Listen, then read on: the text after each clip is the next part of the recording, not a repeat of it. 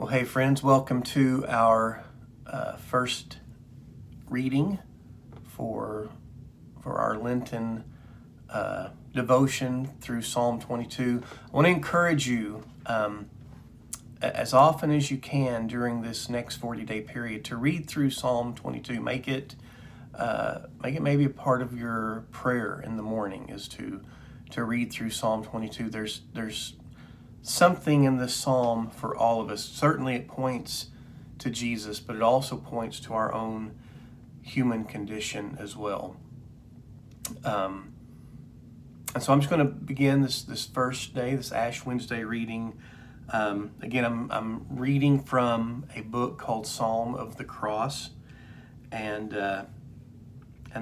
again, the assumption that the author's making, it's the assumption that I make as well, is that when Jesus uttered the first line of Psalm 22 from the cross, it was not a cry of dereliction. It wasn't an indication that the Trinity was somehow broken, but that in some way Jesus really had on his mind the entire psalm. And it's really, while it begins with what sounds like despair, it's really a psalm of victory. It ends with victory. And I think this is a beautiful way to count the time leading to our celebration of the resurrection.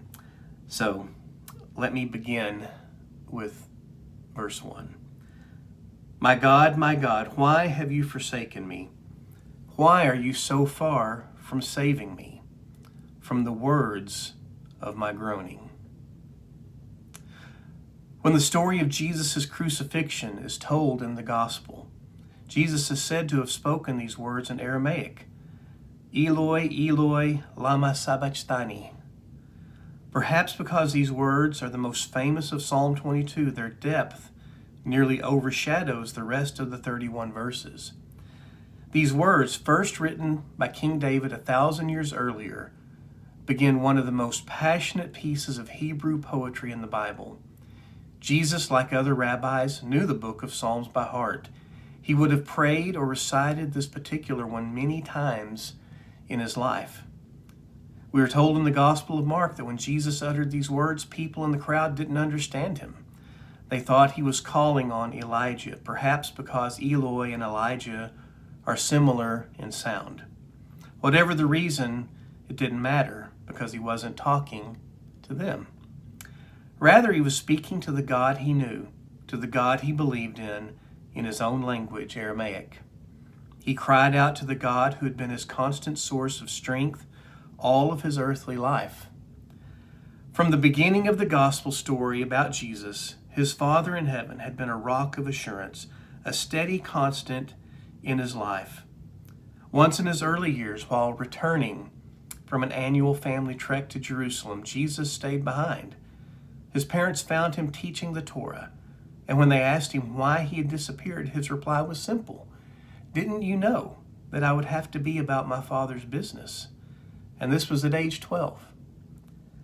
In his early 30s, after he was baptized, a voice from heaven confirmed his relationship to the Father. This is my Son, in whom I am well pleased. He said later that he and the Father were one.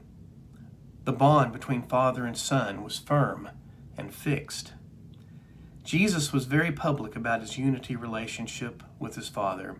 When a massive crowd gathered for Hanukkah, he boldly proclaimed, I and the Father are one. Yet on the cross, he asked why. Jesus felt in his flesh forsaken, and he wanted to know why. Do not imagine that Jesus had lost his faith. This may be the thinking of modern scholars, that Jesus hung as a defeated doubter, a derelict in despair, a man with a broken faith.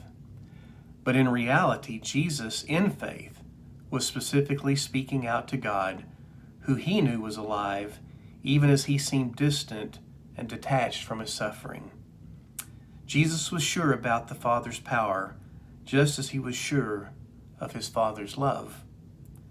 Jesus felt abandoned, but even still, he called out to his Father with the confidence that God was still his Father.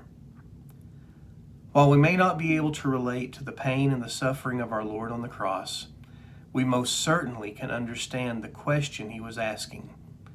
We have asked why many, many times before.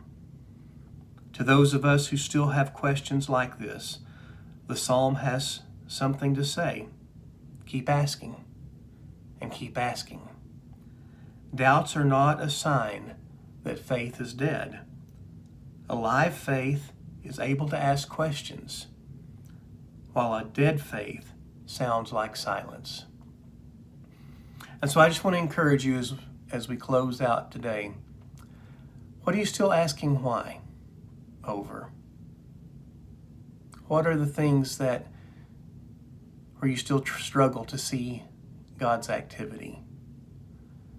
And I just encourage you to keep asking, to keep seeking, to keep knocking. The sound of your questions is actually the sound that your faith is still alive and that you're trusting in your Father. So keep trusting. God bless.